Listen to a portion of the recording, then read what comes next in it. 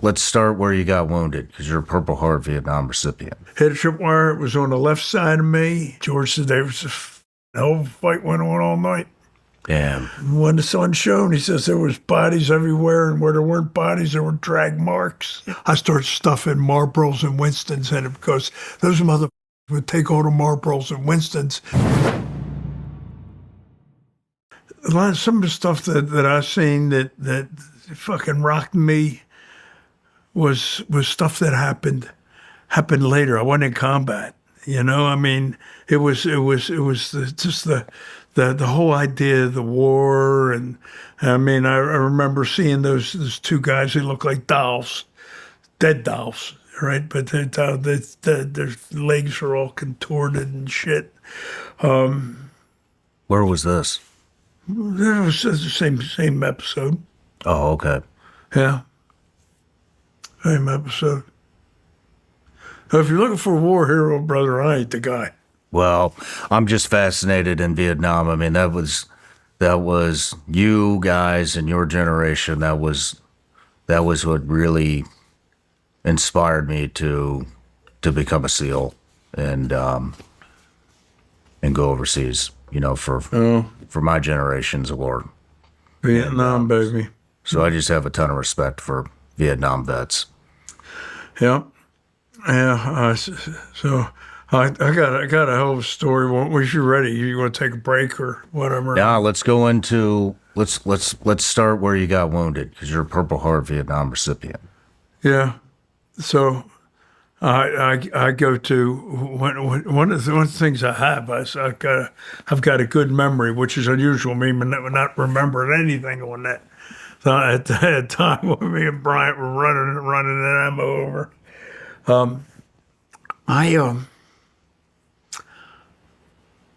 I remember they carried me back, and they couldn't get a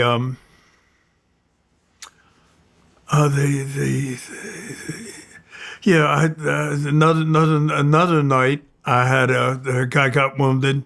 A point man hit a trap that was walking on the rice paddy dike, right? And I helped carry him back. And the reason we had to carry him back is because his legs were hurt, and he his legs were hurt, and he was obviously going to live. And the business of the war was really good some other place, and all the choppers were busy. At least that's what I was told. And when I was wounded, it's the same thing happened, right? Only I wasn't walking on the dike. I was walking on a path through a village. So I take and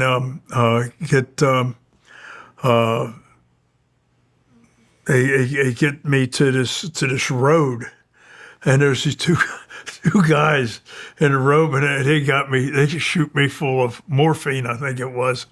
And I mean, I didn't give a fuck about anything. And one interesting thing for that, which is a fun story for that, I take and I get sent back because I got caught in some barbed wire or something. I cut all my fucking fatigues up. I only had one pair. So the company gun, he sent me back to the rear that day, and he said to get a whole new set of fatigues and to get a haircut and then come on back. A haircut? Yeah, it did. I had to get it all cut. So I take in, I go back. I get my hair cut, and then I go to where the fatigues are, and there's these two rear area guys who are in starch fatigues, and it's this big warehouse. And I said, I'm here to get some fatigues. And they said, well, do you need a chit signed by the colonel? I said, well, where's the colonel? He said, well, he's up in Dong Ha, which is hundreds of miles north.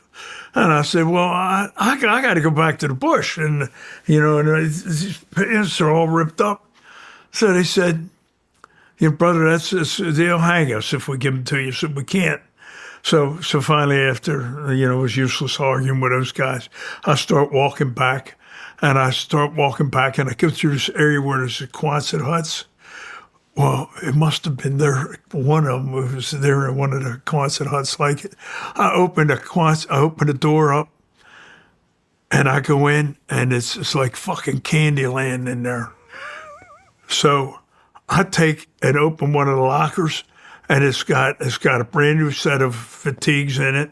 I try them on, they fit me. I take mine off, put them on a hanger, hang them in there. Right? And then I go ahead and I look on one of the mattresses is a rubber lady, an air mattress.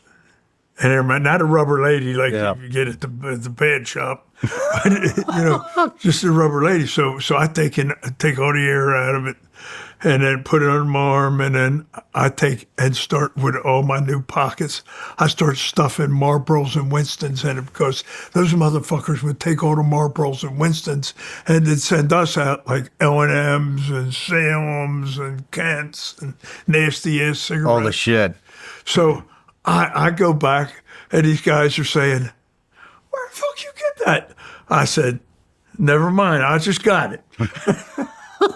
So I gave them some cigarettes and so forth, and I blew that rubber lady up, and so I only had it for like 2 days, and then I got wounded. So I'm going away, and the guy says, "Hey Parsons, who gets your rubber lady?" I said, "You guys decide." Nice. So let's talk about the day that you got wounded. Is in as much detail as you can remember.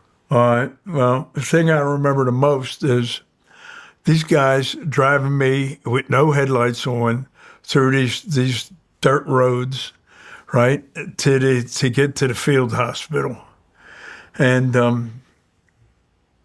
they had some country western music going. I remember that. They were singing. I thought they were fucking loaded, and I didn't really give a shit. But they were, as long as they were there taking me. So they take me to the field hospital, and immediately cut all my clothes off, and then they do a triage, and I guess they determined I was not seriously wounded, and then they put me inside this big tent. And it was cold as shit. It was so cold in that tent.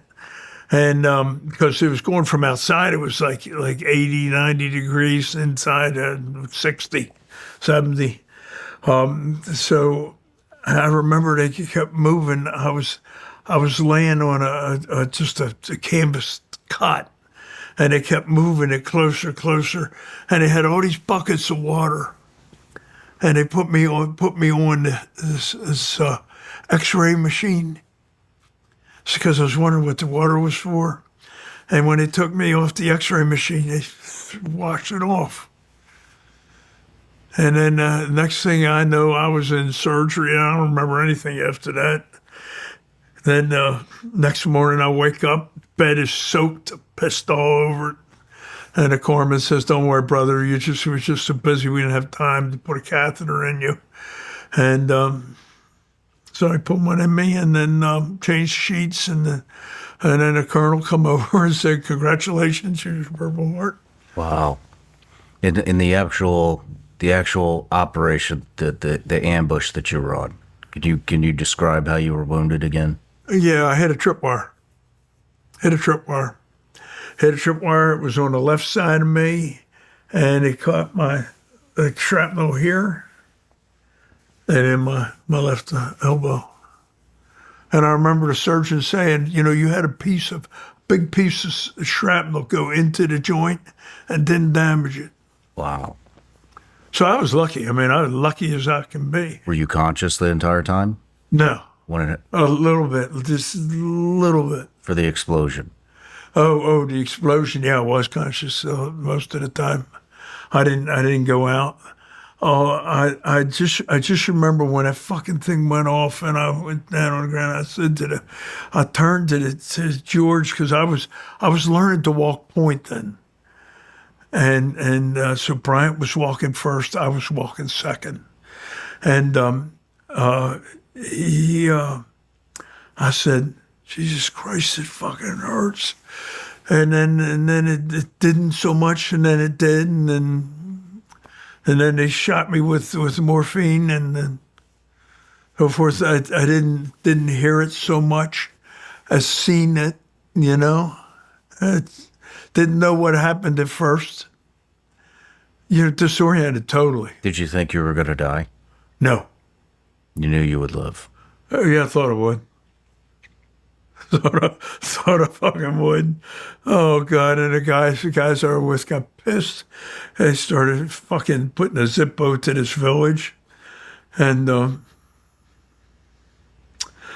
he says they got George, the squad leader, got in a little bit of trouble for that, and he said he was in trouble, and then the North Vietnamese had a big push through the area that we were in. I wasn't in it no more, but we were in, and he forgave him because he's a good fucking Marine. Jesus Christ, he was good. Like about a couple days after, they set up on this bank in these reeds, and they seen a squad of NVA come through and started coming out of the water. They opened up on them. They killed them all. And then they were ordered by our captain, Captain Moorhead, to go all the way down to go about a mile or two out of sight, and then turn around and go, a couple clicks in, then come all the way back and reset up in the same spot. And they did. And when they did, an hour or two later, the rest of the company came through. And of course, these guys, being the fucking knuckleheads as they were, opened up on all of them. And then George said there was a fucking hell of a fight went on all night. Damn. And there was fucking a gunship was going around the fucking, and when the sun shone, he says there was bodies everywhere, and where there weren't bodies, there were drag marks, and Wow. No matter where you're watching Shawn Ryan Show from, if you get anything out of this, please like, comment, subscribe, and most importantly, share this everywhere you possibly can.